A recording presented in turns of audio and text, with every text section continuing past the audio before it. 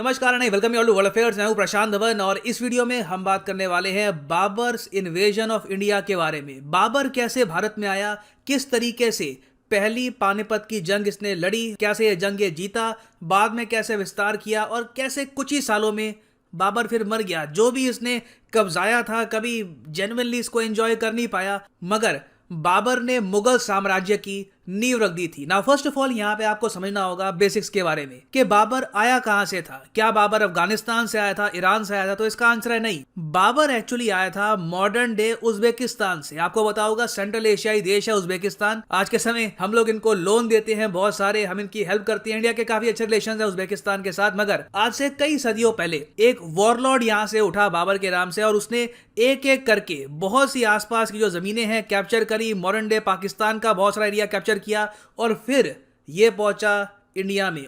और भारत में ही बाबर की जिंदगी की सबसे बड़ी जो जंगें हैं वो लड़ी जानी थी। मगर पहले आपको जानना होगा कि बाबर उज्बेकिस्तान से भारत पहुंचा कैसे और उज्बेकिस्तान में भी बाबर का क्या स्टेटस था। देखिए, बाबर का जो पूरा नाम था वो था जहीर अल दीन मोहम्मद और इसका जन्म हुआ था फरगना में। फरगना आप कह लीजिए एक रीजन है मॉडर्न डे उज्बेकिस्तान का। बाबर के एंसेस्टर्स को आप अगर देखें तो आप कह सकते हैं बाबर एक तरीके से रॉयल फैमिली से था। जो बाबर की मदर थी निगार खानूम, ये एक्चुअली सक्सेसर थी चंगेज खां की। बताया जाता है कि इनके जो परदादा थे, परदादी थी, वो कहीं ना कहीं से रिलेटेड थी चंगेज खां से। और जो बाबर के पिता थे उमर शेख मिर्जा द सेकंड, ये कहीं ना कहीं से वंशज थे तैमूर के। तो यहाँ पर आप पूछेंगे अच्छा तो बाबर क्या एक मंगोल था या फिर आप कह सकते हैं कि ये बस एक सेंट्रल एशियन आदमी था? तो देखिए, हिस्ट्री बुक्स में लिखा होता है कि बाबर एक तुर्क था। अब यहाँ पे आप पूछेंगे तुर्क क्यों था, तुर्क क्यों कहते हैं? देखिए, बाबर को तुर्किक इसलिए कहा जाता है क्योंकि जो तुर्क लोग हैं ये सिर्फ आपको टर्की में नहीं मिलेंगे।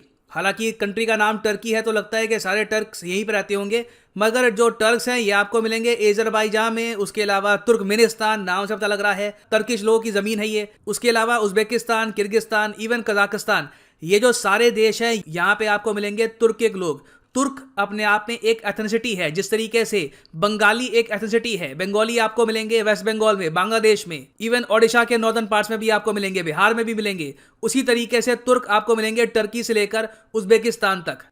और आप लोग जान के हैरान होंगे, मगर बाबर आज के समय एक नेशनल हीरो है उज्बेकिस्तान, किर्गिस्तान में। यहाँ पर बाबर के बहुत सारे आपको पुतले मिलेंगे। लोग प्राउड फील करते हैं बाबर को लेकर के ये वो आदमी था जो उज्बेकिस्तान से उठा और बाद में पूरा इंडिया का एक बहुत ही बड़ा एरिया इसने कैप्चर कर लिया और मुगल साम्राज्य की नींव रखी, जिसने कई सदियों तक बाद में हिंदुस्तान पर राज किया था। और इसलिए रिसेंटली ये भी देखा गया कि पाकिस्तान के प्राइम मिनिस्टर ने यह भी डिक्लेयर किया है कि उज्बेकिस्तान और पाकिस्तान मिलकर बाबर की जिंदगी पर एक मूवी बनाएंगे। अब वो फिल्म कैसी होगी मुझे पता नहीं, मगर पाकिस्तान में भी लोग बहुत ज्यादा स्ट्रांगली फील करते हैं बाबर के बारे में। सो अब तक आप ये समझ गए कि बाबर पैदा हुआ था उज्बेकिस्तान में, मगर अचानक से ही इंडिया में क्यों आ गया, इंडिया में इतना बड़ा इसने एक्सपेंशन क्यों किया? देखिए, पहली बात तो आपको यहाँ पर यह जानना होगा कि जब बाबर ने अटैक करना स्टार्ट किया था इंडिया के आसपास, मॉडर्न डे इंडिया के आसपास, तब उस वक्त ईयर था 1524 से लेकर 1525 के आसपास। और उस वक्त नॉर्थ इंडिया में राज कर रही थी Lodhi dynasty. Lodhi dynasty basically अफगानी थे। ये अब यहाँ पे आप देख पाएंगे, ये इनका मैप है, ये यहाँ पर थी लोधी डायनेस्टी। लोधी डायनेस्टी शुरू हुई थी 1451 में और ये चली 1526 में। लोधी डायनेस्टी को ऑफकोर्स खत्म किया था बाबर ने इन्वेजन करके।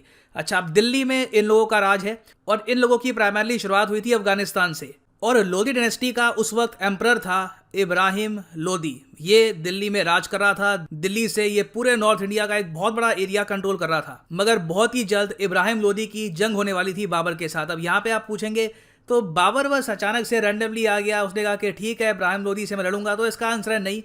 इसके पीछे की स्टोरी बहुत ही इंटरेस्टिंग है। देखो, हो क्या रहा था उस टाइम के लोधी डायनेस्टी में काफी बंटवारा था, काफी इंटरनल डिस्टर्बेंसेस थी, भाई भाई के अगेंस्ट खड़ा था, पावर को लेकर बहुत जरा ग्रीड थी। और इस सब के बीच में क्या होता है, मैं ऑफ कोर्स ये बात थोड़ी सी फास्ट फॉरवर्ड करके आपको बता रहा हूं।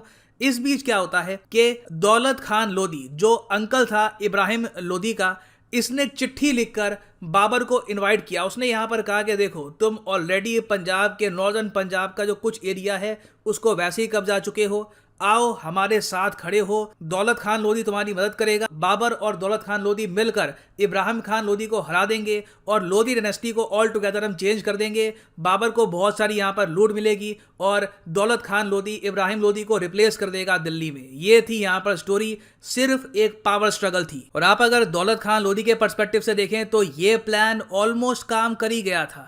मगर यहाँ पे हुआ क्या कि बाबर जब उज्बेकिस्तान से नीचे आया और उसने मॉडर्न डे पाकिस्तान का जो बहुत सारा एरिया है ये कब्जाने में हेल्प करी दौलत खान लोधी की, उसके बाद क्या हुआ कि दौलत खान लोधी के आसपास के जो लोग थे उनमें भी पावर स्ट्रगल स्टार्ट हो गया। बेसिकली यूनिटी बहुत ज़्यादा कम थी इन लोगों में, कॉन्स्टेंटली पावर को लेकर एक दूसरे को बैकस्टैप कर रहे थे। और कुछ ही महीनों में देखा गया कि दौलत खान लोधी के आसपास के जो लोग थे और दौलत खान लोधी ने एक दूसरे को ऑलमोस्ट डिस्ट्रॉय ही कर दिया। और उसके बाद बाबर ने सडनली ये देखा कि जिस आदमी ने मुझे इनवाइट किया था वो खुद बिल्कुल डिस्ट्रॉय हो चुका है, वो खुद बर्बाद हो चुका है।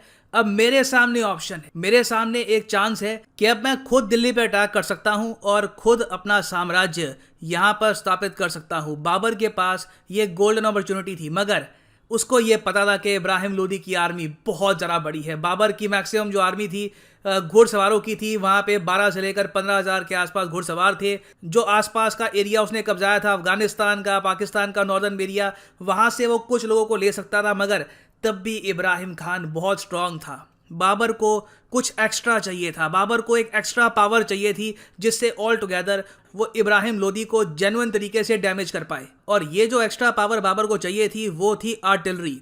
देखो, हिंदुस्तान की धरती पर इससे पहले बहुत सी जंगें हुई थी, बहुत बार लड़ाइयाँ हुई, बड़ी वॉर्स हुई। पृथ्वीराज चौहान की कई जंगें हुई, मोहम्मद गौरी के साथ इब्राहिम लोधी ने कई जंगें लड़ी। मगर किसी भी जंग में इससे पहले तोपों का इस्तेमाल नहीं हुआ था, आर्टिलरी का इस्तेमाल नहीं हुआ था। बहुत ही बड़े स्केल पर आर्टिलरी आप कह लीजिए काफ़ी हद तक लिमिटेड थी। अब इस बीच क्या होता है, ओटोमन एम्पायर का गन मास्टर उस्ताद अली कुली ये मिलता है बाबर को। और बाबर इस आदमी को ये कहता है कि अपनी तोपें मुझे दे दो, तुम अपनी सहायता दो मुझे इस जंग में, पानीपत की जंग में, और अगर दिल्ली हमने कब्जा ली तो मैं बहुत सारी लूट तुम्हारे साथ शेयर करूंगा। अब यहाँ पे आप कहेंगे वेट, ऑटोमन एम्पायर उस वक्त था? तो हाँ, इसका आंसर है बिल्कुल, ऑटोमन एम्पायर उस वक्त बन चुका था, काफ़ी ये फैल भी चुका था ऑटोमन एम्पायर उस टाइम।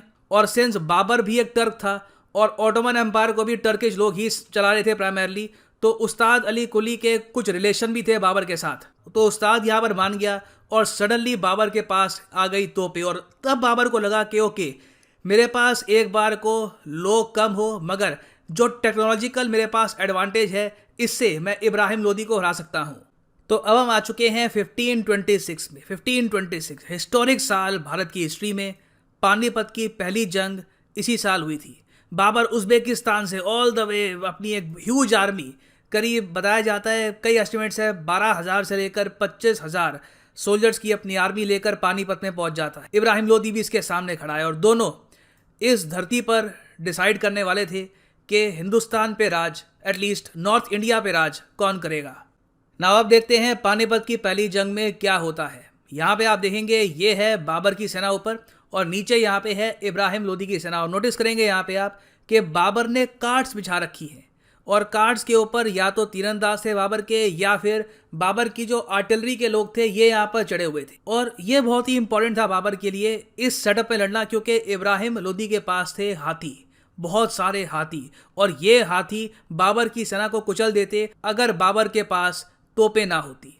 ना हुआ यहाँ पर क्या, इब्राहिम लोधी को सिंपल यहाँ पे लगा कि बाबर के पास मुझसे बहुत ज़्यादा कम सैनिक है, सीधा कुचल दो इसकी आर्मी को। इब्राहिम लोधी ने सीधा यहाँ पे अटैक का ऑर्डर दिया और लोधी की आर्मी आगे बढ़ी।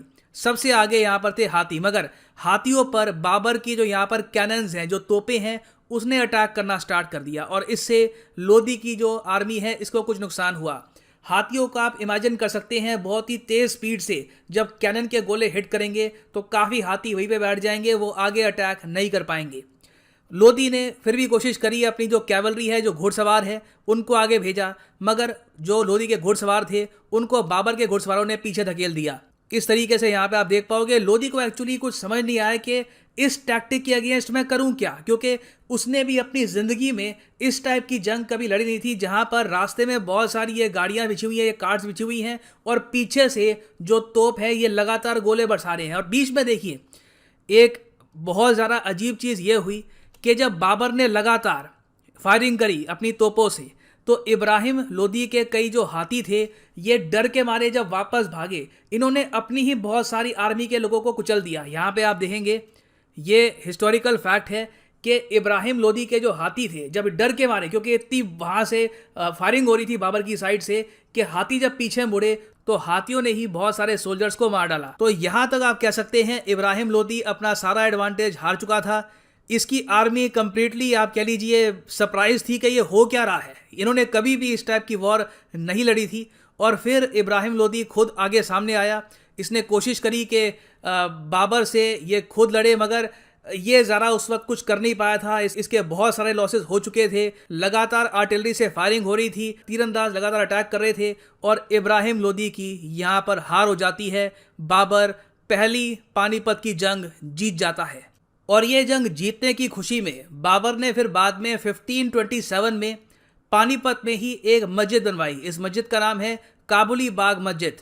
It is to mark the victory of Babur over Ibrahim Lodi. Now Panipat की पहली जंग जीतकर बाबर ने काफ़ी हद तक ये तो इंश्योर कर लिया कि नॉर्थ इंडिया में इसका कब्जा हो जाएगा, मगर इसके सामने एक और चैलेंज अभी बचा था, एक और बहुत ही ज़रा बड़ा चैलेंज, द राजपूत एम्पायर, जिसको लीड कर रहे थे राणा सांगा। राणा सांगा एक राजपूत रूलर थे of the Sisodia dynasty from Mewar. और अब समीकरण ऐसे हो गए थे कि जो अफगानी थे वो राणा सांगा के साथ खड़े हो गए। उन्होंने कहा कि बाबर को हराना पड़ेगा, बाबर ने लोधी डायनेस्टी को ख़त्म कर दिया है, बाबर को हम लोग अटैक करेंगे राणा सांगा के साथ मिलकर।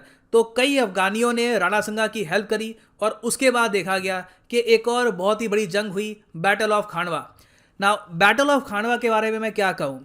अब जो मैंने आपको बैटल अभी दिखाई है ना, बैटल ऑफ पानीपत, इमेजिन करो सेम बैटल, बस दुगने स्केल पर। हिस्टोरियंस यही कहते हैं कि battle of Khanwa almost battle of Panipat का एक रिपीट ही था, बस एक बहुत ज़्यादा बड़े मैग्नीट्यूड पे। और 1527 में बैटल ऑफ खानवा में राणा सांगा को हराकर बाबर ने अपनी जो ओवरऑल रीच है ये इंडिया में और ज़्यादा डीप कर ली थी। और यहाँ पर मैं ये ऐड कर दूं कि ऐसा नहीं है कि बैटल ऑफ खानवा हारने के बाद राणा सांगा यहीं पर वीरगति को प्राप्त हो गए।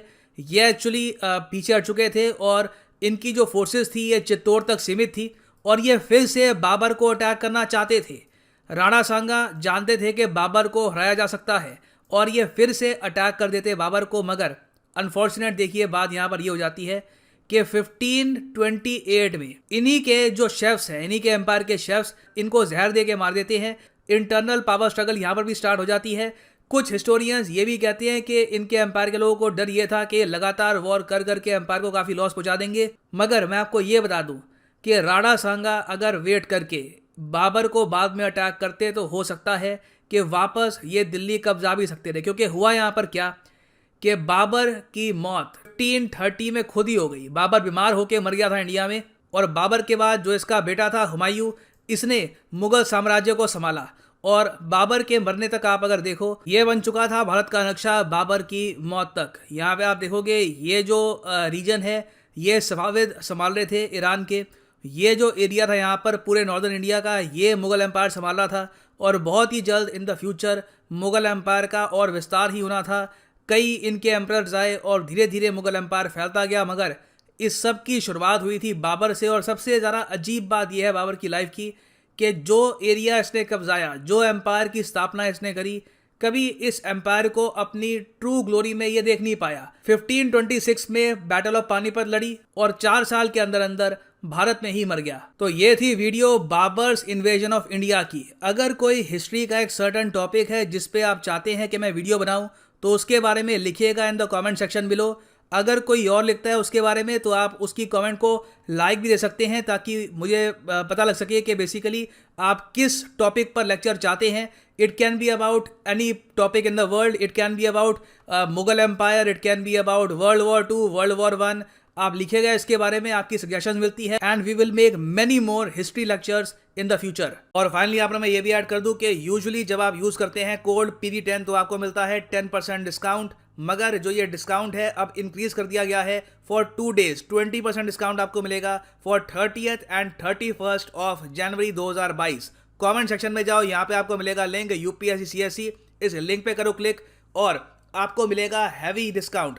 यूजुअली आप जब यहाँ पे क्लिक करते थे और आप डालते रहे PG10 तो प्राइसेस कुछ हद तक गिरते रहे 10% के आसपास, मगर अब 20% गिर जाएंगे। यहाँ पर आप देख पाएंगे सिर्फ 2300 रुपये के आसपास में आप परचेज कर सकते हैं 36 महीने का यूपीएससी कोर्स, जिसमें प्रीलिम्स, मेंस, ऑप्शनल तीनों कवर हो जाएगा।